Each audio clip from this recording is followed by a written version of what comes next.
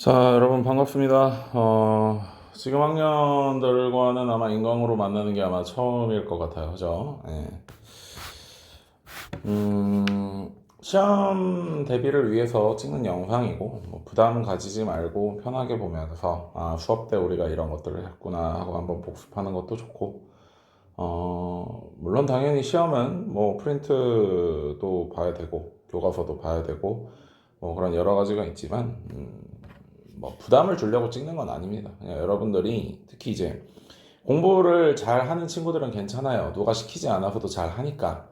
근데 이제 고등학교에 와서, 그것도 인문계 고등학교를 와서 여러분들이 이제 공부를 해야겠다라고 마음은 먹었지만 어떻게 해야 될지, 뭘 해야 될지 이런 걸 모를 때, 그냥 선생님 강의를 찍었다고 했으니까, 선생님 인강이 있으니까 인강을 보면서 수학 공부를 좀 해야 되겠다. 약간 이런 느낌으로 부담 가지지 말고 보는 영상입니다. 뭐 엄청나게 뭐 저기 하잖아요.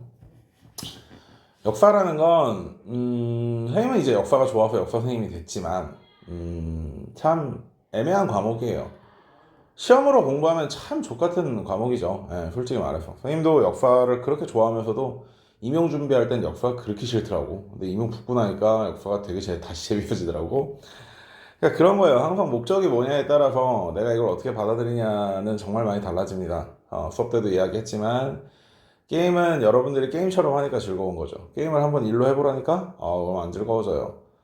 내가 예를 들어서 소환사의 협곡에서 오늘 펜타킬 달성을 못하면 컴퓨터 안 끄겠다 라고 다짐하고 한번 해보십시오. 영원히 못 끌 겁니다. 그런 식으로 어떤 목표를 설정하고 어떤 방향으로 어떤 의도를 가지고 무슨 일을 하느냐에 따라서 여러분들의 마음이나 어떤 즐거움, 흥미 이런 것들은 다 달라질 수 있다는 거죠. 표현 그래요. 여러분들이 이제 시험 공부를 위해서 이 역사를 보고 있지만 이제 여러분들이 사실 한국사는 수능에서 난이도가 그렇게 어려운 편도 아니고 필수 과목이니까 뭐 물론 당연히 뭐 상대평가로 나뉘는 이 내신 시험에서 여러분들이 공부를 열심히 해야 되겠지만 이 일이 끝나고 나서도 여러분들이 역사에 대한 흥미를 잃거나 그러지는 않았으면 좋겠어요. 그냥 교양 삼아서든 아니면 뭐 흥미를 위해서든 뭐 자던 애들도 전쟁 얘기하면 다 일어나고 자던 애들도 역사 옛날 썰 풀어주기 시작하면 다 재밌게 듣고 이러는 거니까 그런 점으로 좀 바라보면서 선생님이 수업 때 했던 이야기들 잘 한번 되살려보고 그러면서 여러분들 시험 준비도 함께 잘 이루도록 해봅시다. 자, 먼저 대한민국의 발전 3회담 먼저 보겠습니다. 3회담은 뭐뭐뭐를 얘기하는 거죠. 카이로, 얄타, 포츠담을 이야기합니다.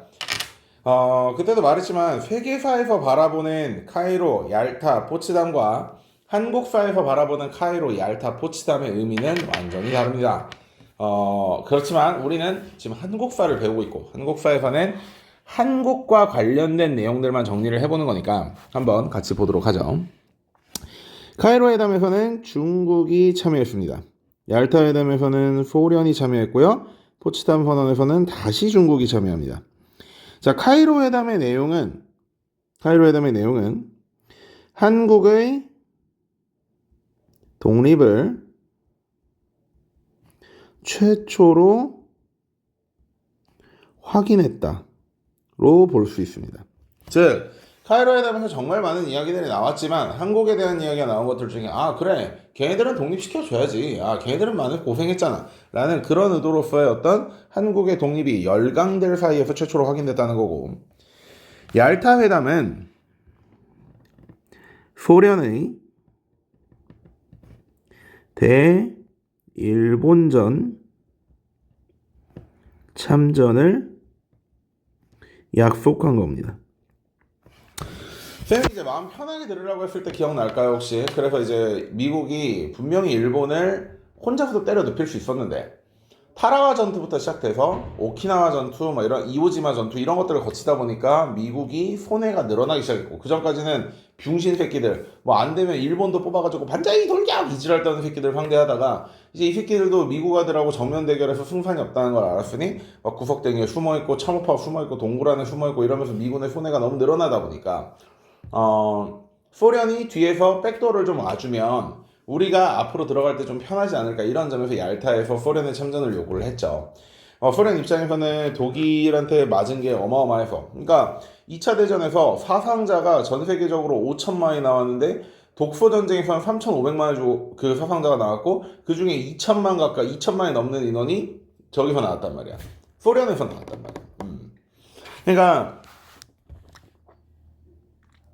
그런 소련이 지금 현재 일본과의 전쟁을 열을 그 어떤 가닥이 없었지만 어찌 됐던 약속으로라도 이 소련은 대일본전에 참전한다는 약속을 얄타회담에서 했습니다. 사실 미국의 요청이 있었고요.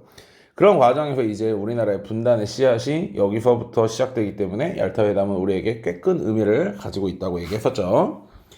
자, 포츠담 선언에서는 어려운 거 없어요. 한국의 독립을 재확인한 겁니다.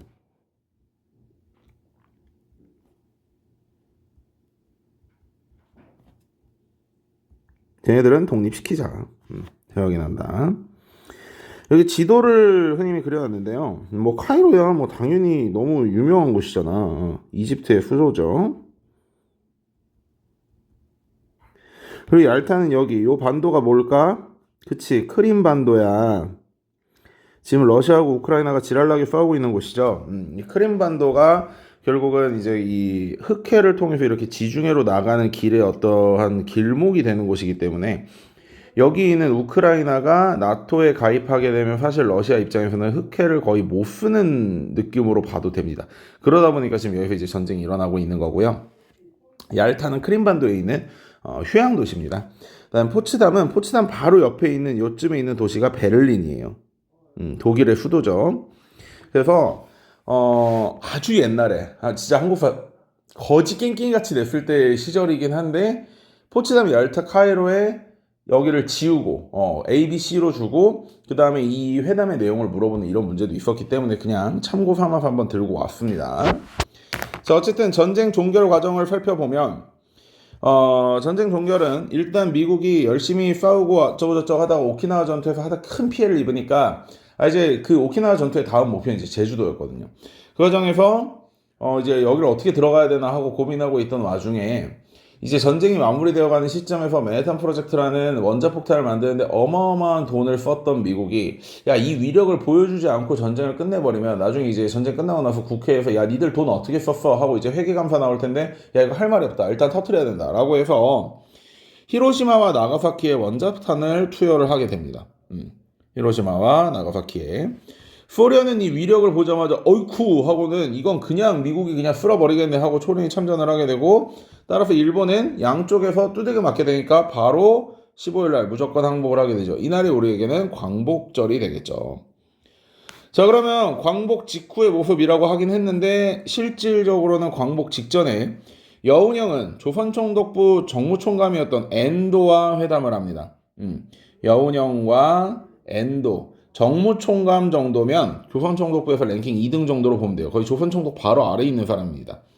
여운형이가 5개 조항을 요구를 하는데 중요한 것만 체크를 해보면 정치범, 경제범. 근데 일제시대 때 정치, 경제범이었으니까 나름대로 독립유공자였을 확률이 높겠죠. 독립운동가였을 확률이. 그 다음에 일본이 물러간 뒤에 서울에 3개월분의 식량을 확보해주고 일본은 물러간 이유를 생각하기 위해서 그 다음에 치안 유지와 건국을 위한 정치활동 뭐 이렇게 독립운동 같은 거 막지 마라. 니들 이제 다 쫓겨나는 마당에 뭔 개소리냐. 자, 그래서 전국의 지부를 조직을 하고 그 지부에서 치안대라는 것을 조직합니다. 즉 지금까지 사실 치안은 누가 유지를 해주고 있었지? 일제 경찰과 군인들이 치안 유지를 해주고 있었지만 지금 얘네들도 발등에 불이 떨어졌잖아. 도망가야지.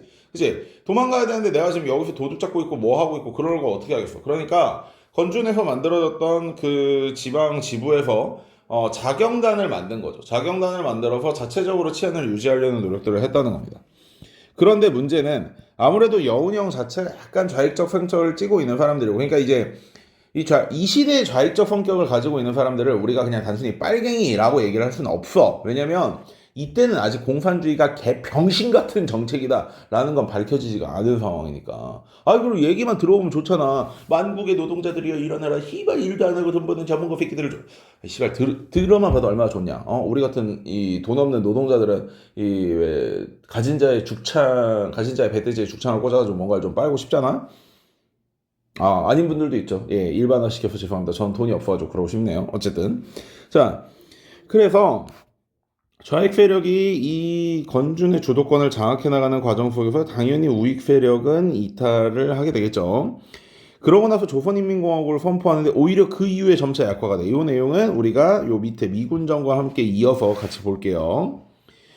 자, 38도선의 설정과 미군 소련군의 주둔이라는 주제를 통해서 보면 광복 직전에 미군이 38도선을 기준으로 한반도를 분할 점령을 제안을 해요. 왜냐면 소련 애들이 너무 빨리 내려오는 거야. 소련 애들은 육지를 통해서 내려오게 되고 미군 애들은 바다로 실어 날려야 되는 상황이니까. 그래서 미군 애들한테 그냥 찔러봅니다. 야, 38도선에서 끊자. 그랬더니 소련은 땡큐 하고 끊었단 말이에요. 왜 그러냐면 나중에 소련이 망하고 나서 그 기밀 해지된 문서를 봤을 때 소련은 만약에 야 씨발 일본 새끼들하고 우리가 다 썼는데 니들이 땅 그렇게 처먹으면 씨발 우리 뭘 먹어 이렇게 말하면 물러날 생각도 있었다는 거지. 근데 미국도 괜시리 그냥 겁을 먹었다. 미국이 소련한테 겁을 먹을 정도는 아니지만 어쨌든 미국도 전쟁이 장기화되거나 앞으로 이제 결국 소련과 싸워야 될 것은 알았지만 지금은 이제 겨우 2차 대전을 마무리하고 있는 시점에서 괜히 불씨를 만들기는 싫었겠지. 그런 부분 때문에 이제 소련에게 38도선의 분할 제한을 요구를 했지만 어쩌다 어떻게 보면 이제 생각해보면 참 안타까운 일이에요. 선생님이 맨 처음에 수업 들어가기 전에 얘기했지만 얘들아, 이 해방 직후의 정치사에서 어마어마한 개새끼는 없어. 전부 다 자신들만의 이유가 있었고 그런 행동을 할 만한 당위성이 있었는데 그런 여러 가지 것들이 모이다 보니까 개판이 되어버리고 이 민족이 70년 넘게 통일을 못하고 있는 이런 상황이 와버린 거지. 자, 어쨌든 그 분할 점령 제한을 소련이 수용했고 미군은 38도선 이남에서 군정을 실시하면서 얘네들이 들어온 게 거의 9월이에요. 그러고 나서는 대한민국 임시정부 및 조선인민공화국을 부인했다는 말이야. 이게 굉장히 중요하지. 왜 그런지 얘기했지 얘들아. 태평양에 있던 수많은 부족들 뭐 이런 사람들하고는 그런 트러블이 없었어 미국은. 왜냐면 같이 싸워봤기 때문이야. 그런데 우리나라는 실제로 OSS와 함께 뭐 국내 진공작전을 투입했다는 등 영국 부대와 함께 미얀마 범화 전투에 투입됐다는 어쩐 등도 하지만요. 실제로 독립군의 병력은 약 700명 정도였고 700명 정도로 할 수 있는 게 없습니다. 그러니까 실제로 우리나라가 게다가 이제 그 임시정부의 국내 진공작전이라든지 이런 한국 광복군의 활동은요. 한국사를 연구한 입장에서야 잘 모르겠지만 세계사적인 관점에서 바라본다면 점점 더 미국과의 신뢰는 없어지고 있는 상황이었어요. 왜냐면 뭔가 일단 뭔가를 보여주고 뭔가를 요구를 해야 되는 건데 사실 내가 이런 요구를 할 만한 능력과 자격을 갖추고 있다라는 걸 보여줘야 되는 건데 그러니까 비시정부 취하에서 그러니까 프랑스는 비시정부 휘하에서 나름대로 그러니까 나치 정부 휘하에서 비시 그 괴뢰 정부에서 나름대로 그 나치 부역자로서 활동했던 프랑스도 있지만 영국으로 망명했던 샤를 드골 장군의 휘하에서 이렇게 레지스탕스를 통해서 이렇게 독립운동을 하고 그러고 나서 파리가 수복된 이후에 병력이 거의 100만 명이 넘는 병력이 부대에 등록돼가지고 이제 그 독일과 싸웠었습니다. 그런데 우리나라는 700명이었다고. 물론 이제 비교할 건수가 다르긴 하죠. 프랑스는 뭐 엄청 강대국이었고 열강 중 하나였고 유럽 전체 식량 생산을 담당할 수 있는 거대한 나라이며 뭐 4년밖에 식민지배를 당하지 않았으니까 식민지배라고 하는 표현도 좀 웃기긴 한데 그러니까 그런 것들을 생각해 보면 미군 입장에서 우리나라 사람들이 와가지고 제가 진짜 임시정부를 잘 할 수 있습니다. 제가 진짜 조선을 잘 다스릴 수 있습니다. 어쩌고 저쩌고 뭐 말들은 막 하는데 믿을 만한 사람이 없다는 거죠. 미군정 입장에서는. 덕분에 얘도 인정을 안 해버립니다.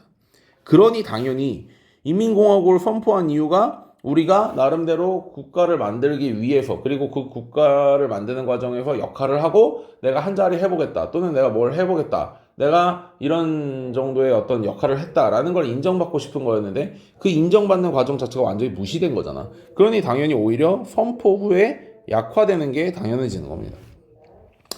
게다가 미국 입장에서는 믿을 사람이 없다 보니까 조선총독부의 관료와 경찰 조직을 그대로 유지하는 굉장히 좀 잘못된 그 선택을 하게 되는 거죠. 물론 미군 입장에서도 이해는 됩니다. 왜냐면 얘네들은 죽어도 나를 배신하지 않을 사람들이거든. 왜? 내가 목숨을 붙여놨잖아.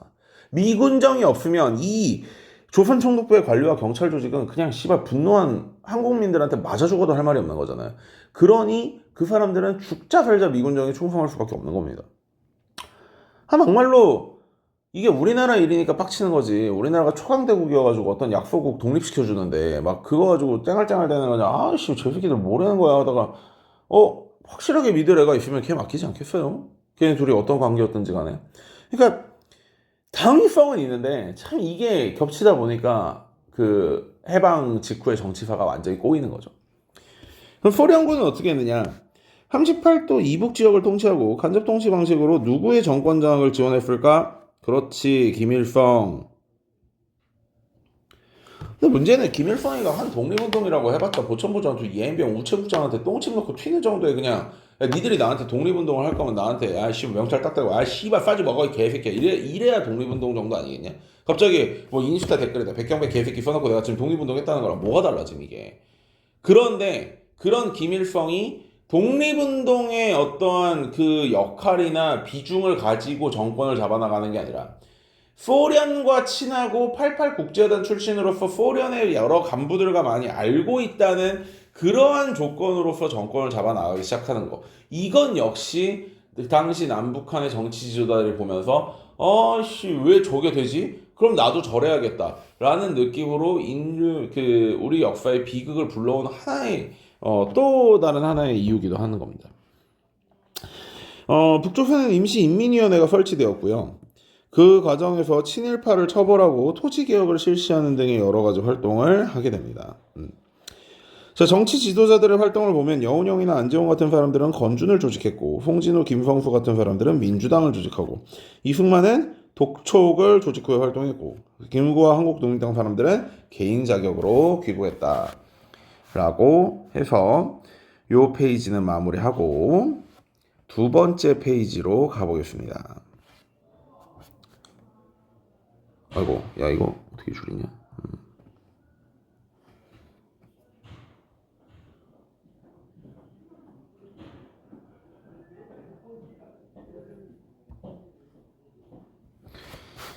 자, 우리나라 역사에서 가장 중요한 사건 중 하나라고 할 수 있는 삼상회의를 보겠습니다. 삼상회의 보면 모스크바 삼상회의 세 개국의 외상들, 외무부 장관들이 했다라고 보면 되는데요.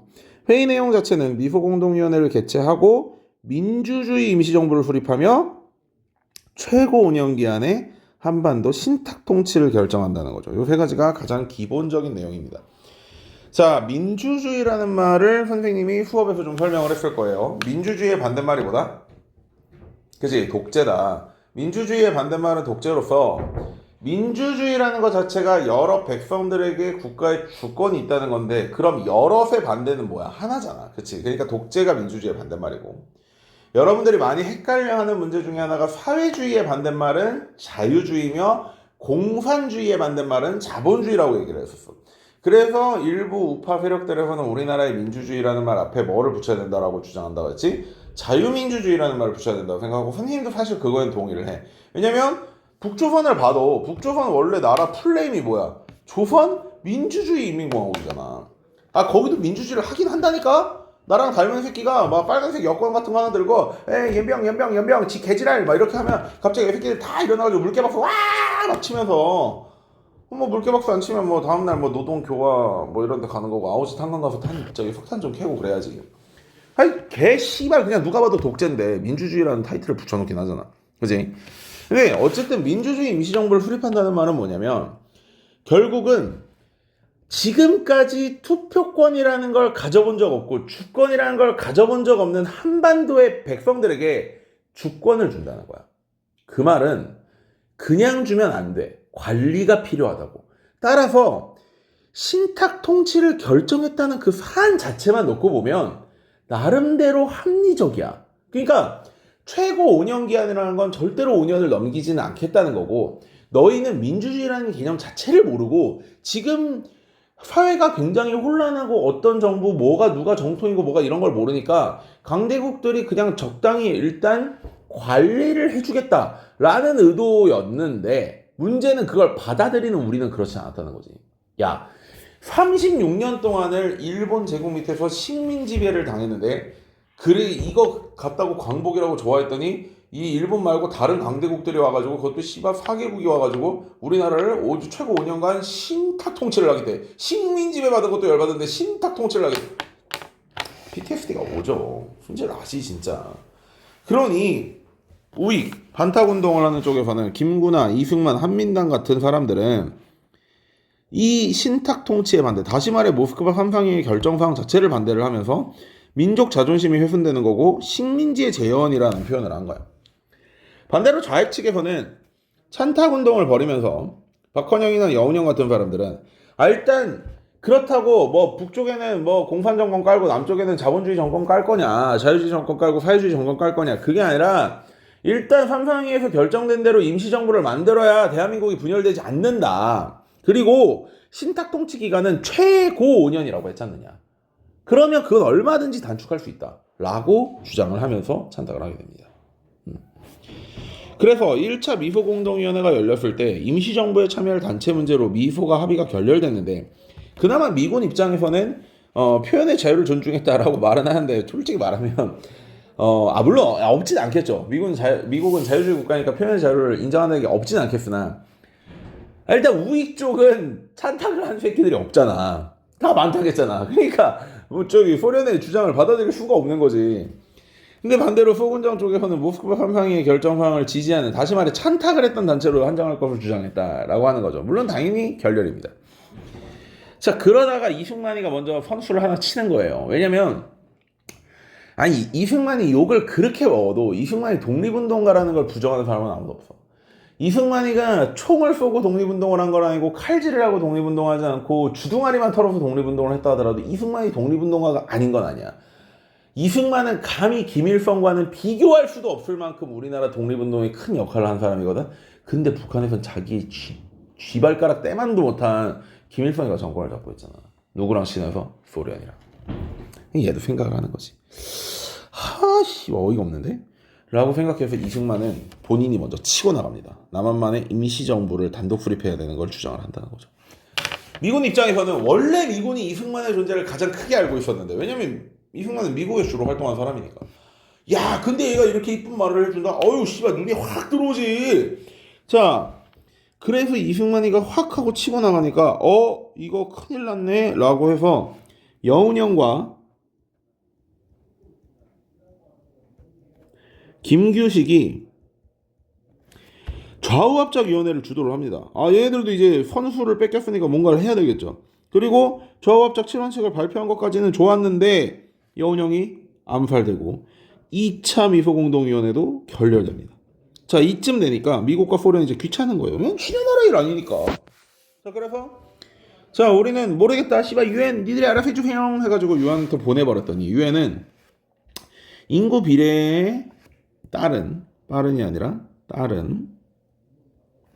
남북 총선거를 결정하게 됩니다. 근데 인구가 많은 남한이 유리하죠. 남한 쪽이 그래도 날씨도 따뜻하고 평야도 많고 하니까. 그래서 유엔에서는 임시위원단이 내한을 해요. 그럼 뭘 하냐면, 여기는 인구가 얼마네, 여기는 선거구 몇 개 깔면 되겠다, 여기는 선거구 몇 개 깔아, 여기는 여기까지는 안 되지, 요 세 개 합쳐가지고 요거 선거구 깝시다. 약간 이런 느낌으로 그거를 정해주러 왔는데, 선거구나 그러한 어떤 민주주의의 씨앗을 뿌려주러 왔는데, 소련은 임시위원단이 북쪽으로 오는 것을 거부해버렸어요. 자, 그러니까 유엔 소총에서는 그냥 남한만의 총선 결정한 겁니다. 얘네들이 우리나라를 분리시키려고 한 건 아니야. 근데 니들도 생각해봐. 니네 집 일 아닌데 뭐 다른 나라 가가지고 막 이렇게 부부싸움 하고 있어. 그래가지고 엄마가 자기 방문 안 열어줘. 그러면은 어떻게 잘 좀 풀어보세요. 사장님이 좀 꽃도 좀 사다 드리고 하셔야지. 그거 갈 거 아니야. 안 그러겠냐? 자기 집 일이면야 엄마랑 아빠랑 싸워가지고 이혼하면 나 진짜 좆대니까 그래가지고 어떻게든 화해시켜보려고 하겠지만, 내 친구가 그걸 해주겠어? 내 친구가 그냥 아버지한테 어머니 좀 잘 해드리려고 해 뭐 이러고 말겠지. 뻔하잖아, 그치? 자, 그런데 그 과정에서 제주 사삼 사건이라는 비극이 일어나기도 하는 거죠. 자, 제주도 내 좌익 세력이 단독정부 수립에 반대하면서 무장봉기를 했습니다. 김달수함을 비롯한 그 제주 남조선 노동당 쪽에서요. 자, 이거를 처음에 진압하고자 했던 장군은 뭔가 이렇게 직접 김달수함을 만나기도 하고 이들에게 어떤 이렇게 사면을 약속을 하면서 좀 투항해라, 왜 이렇게까지 싸워야 되냐, 이런 식으로 잘 해결을 해 나가고 있었는데, 이 문제를 심각하게 받아들인 미군정에서 걔 병신 같은 정치 장교하고 위쪽에서 또 걔 병신 같은 장군을 하나 보내가지고 씨바 폭도와 협상은 없다. 싹 다 쓸어버려. 하는 과정에서 폭도도 쓸린 건 쓸린 거지만 민간인들의 피해가 너무나 커지게 된 거죠. 막말로 그 일반 백성들 사이에 숨어있는 그 폭도를 뭔 재주를 잡습니까? 게다가 제주도 사람도 아니고 제주도 사람들을 이해하려고 하지도 않고 그저 그냥 약소국의 국민 정도로 생각했던 미군의 정치장교 그리고 그 미군 정치장교에게 잘 보이려는 아휴 씨발 말하기도 싫다. 자 어쨌든 이런 과정 속에서 민간인에 대한 피해가 굉장히 크게 발생했다. 이게 제주 사상 사건입니다. 자 그래도 우리 꾸 아저씨는 근데 남북 분리는 아니죠 이러면서 남북 협상을 추진하게 됩니다.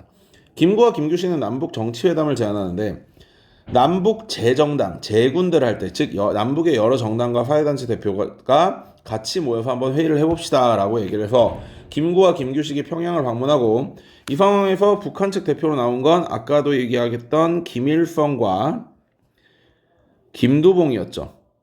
야, 이 둘이 같이 묶인다는 것 자체가 어이가 없는 거야. 얘는 쓰리봉 중에 하나라고, 쓰리봉. 한국 사회는 독립운동에 쓰리봉이 있어. 김원봉, 김두봉, 양세봉 해가지고. 야, 이씨, 어디 김일성 따위가 김두봉한테. 자, 어쨌든, 근데 뭐, 친한 건 김일성과도 친하니까. 자, 근데 미군정은 김구 일행의 북행 자체를 반대를 했고, 그 다음에 김구나 김규식은 당연히 남북 협상을 해야 되는 남한만의 단독 선거인 5.10 선거에는 당연히 불참을 하겠죠.